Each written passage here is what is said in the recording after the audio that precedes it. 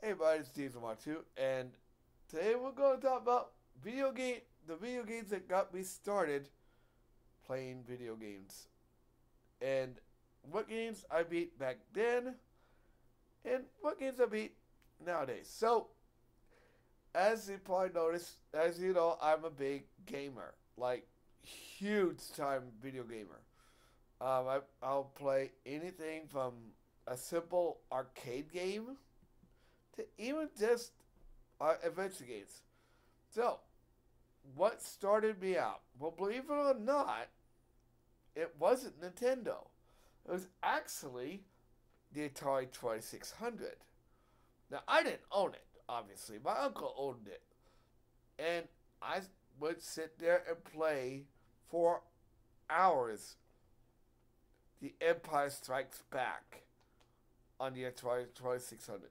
Now, obviously, the Empire Strikes Back is the part of the game where you sit down walkers. And that was a pretty good.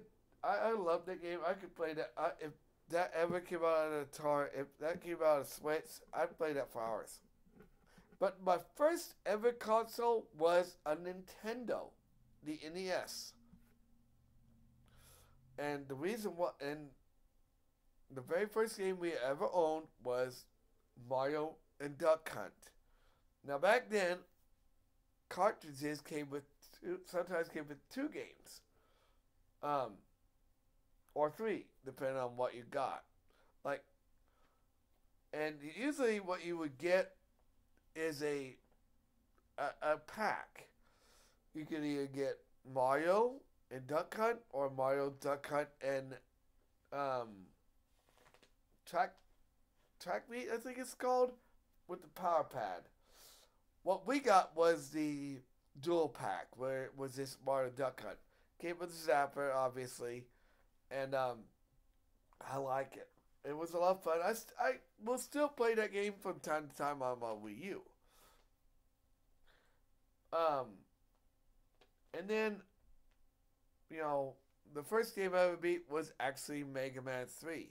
Mega Man 3 was given to me by my brother on my birthday. I don't remember what birthday it was. All I remember is getting it for my birthday.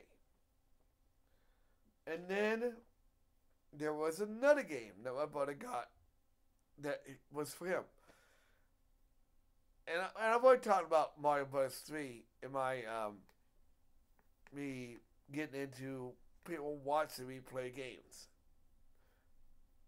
But in my other game that I beat was called Robin Hood Prince of Thieves.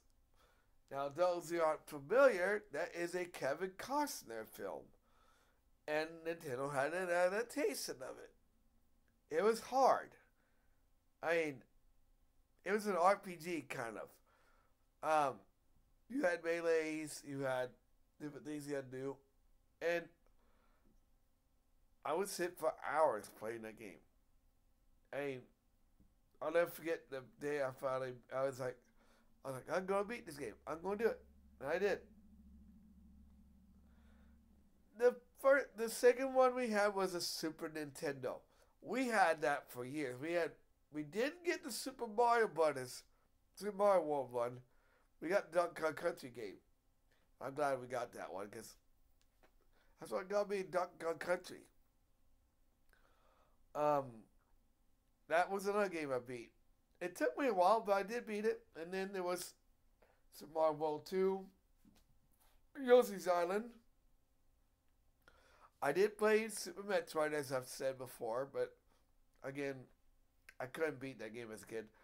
I think there was another one that I played was Punch Out, and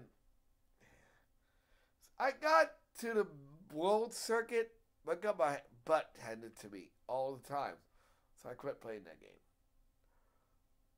But as the years went on, I decided that I was going to buy. Well, I moved out, and my friend bought me a Super Nintendo for my housewarming gift, which was awesome. But my first ever console that actually owned that I didn't, that someone didn't buy for me was an Xbox. Now, I didn't buy it, but I won it in a drawing. It was awesome.